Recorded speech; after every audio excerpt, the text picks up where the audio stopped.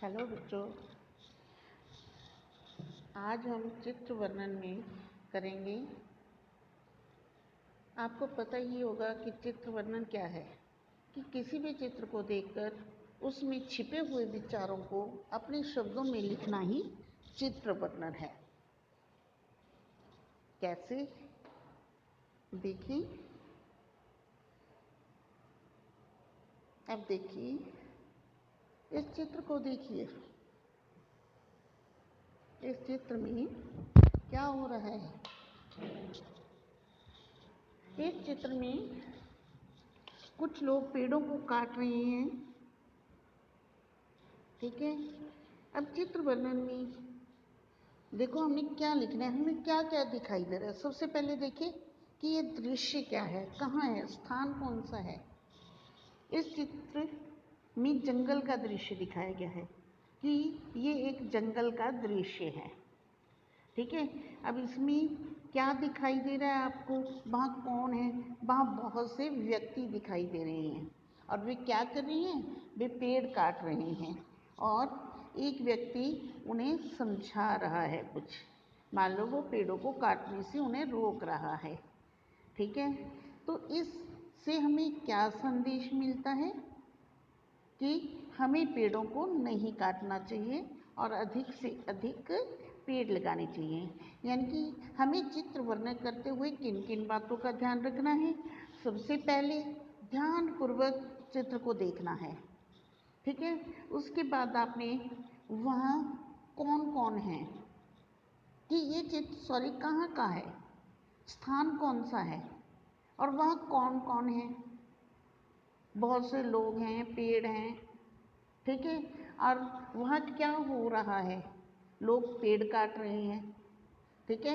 अब इधर देखिए, एक व्यक्ति पेड़ नहीं काट रहा, लगता है कि उन पेड़ काटते लोगों को समझा रहा है कुछ। ठीक है। और इस सारी वीडियो से हमें क्या संदेश निकलता है कि हमें पेड़ों को नहीं काटना चाहिए या ज़्यादा से ज़्यादा पेड़ लगाने चाहिए। अब इसके बाद देखिए, ध्यान देने योग्य बातें कि हमें किन किन बातों का ध्यान रखना चाहिए। ठीक है। सबसे पहले भाषा सरल और स्पष्ट होनी चाहिए, कि आपकी भाषा वही चीज़ आ जाती है कि कोई भी वस्तु चीज़ लिखते हो आप, तो आपकी भाषा जो होती है सरल है। सरल मतलब आसान और स्पष्ट। स्पष्ट मतलब साफ होनी चाहिए। शब्द सीमा का ध्यान रखें कि बहुत ज़्यादा बड़ा भी नहीं होना चाहिए, बहुत ज़्यादा छोटा भी नहीं होना चाहिए। उसके बाद देखिए कि एक निश्चित क्रम से वर्णन करना चाहिए, कि क्रम उसका निश्चित होना चाहिए कि पहले क्या हो रहा है, फिर उसके बाद क्या हो रहा है, फिर उसके बाद क्या हो रहा है, और हर चीज़ के बारे में बताना चाहिए।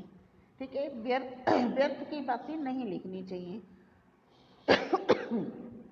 कि कोई भी व्यर्थ बेकार की बातें उसमें नहीं लिखनी चाहिए और सभी बातें एक दूसरे से संबंधित होनी चाहिए। जैसे अभी आपने पीछे उसमें देखा कि हमने पहले देखा कि वो जगह कौन सी है, जंगल है। जंगल में बहुत से लोग दिखाई दे रहे हैं हमें। फिर वहाँ हमें पेड़ काटते हुए लोग दिखाई दे रहे हैं। एक तरफ आदमी खड़ा है, वो उन्हें समझा रहा है कुछ। ठीक है। मतलब ऐसे एक दूसरे से संबंधित होने चाहिए वाक्य। उसके बाद चित्र वर्णन कैसे किया जाए? अभी अभी मैंने चित्र वर्णन किया कि सबसे पहले मैंने कहा था कि चित्र को ध्यान से देखें कि चित्र क्या है। उसके बाद कि वो जगह कहाँ है, कि मैंने बताया था कि वो जंगल का दृश्य है, कि वो एक जंगल है। उसके बाद देखिए चित्र में कौन कौन मौजूद है। मैंने कहा था कि चित्र में बहुत से व्यक्ति हैं। ठीक है। बहुत से आदमी हैं, बहुत से पेड़ हैं, कुछ भी लिख सकते हो आप। तो अर्थ में क्या, यानी कि क्या हो रहा है वहाँ पे कि लोग पेड़ काट रहे हैं। ठीक है। उसके बाद और एक आदमी समझा रहा है। फिर लास्ट में आप लिखोगे उस चित्र के से हमें क्या संदेश मिलता है, कि क्या संदेश दे रहा है हमें चित्र। चित्र हमें संदेश रहा है कि हमें वृक्ष नहीं काटने चाहिए। तो ये था आपका चित्र वर्णन। ठीक है।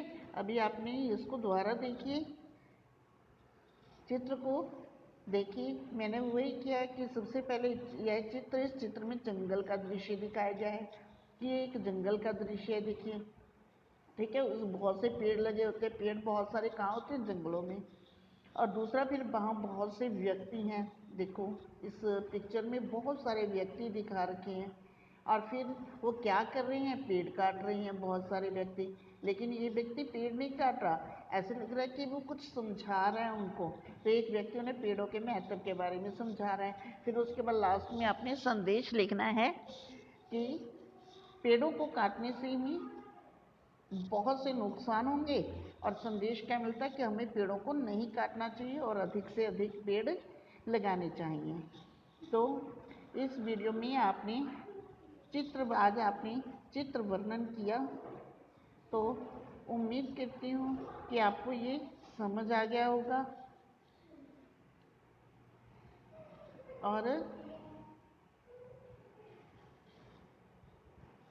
इसको ध्यान से देखिए, समझिए, और कोई भी चित्र लेकर, ठीक है, उसका वर्णन कीजिए। वर्णन मतलब यही होता है कि किसी चित्र को देखकर उसमें छिपे हुए विचारों को अपने शब्दों में लिखना।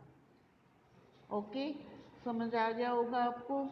तो इसका अभ्यास कीजिए चित्र वर्णन का। आपकी बुक में बहुत सारे पेज हैं जिनमें चित्र वर्णन बताया गया है कि चित्र वर्णन कीजिए, अनुच्छेद लिखिए या कोई कहानी बनाइए। तो आप उस हिसाब से चित्र को देखेंगे और उन पेजों को पूरा करेंगे।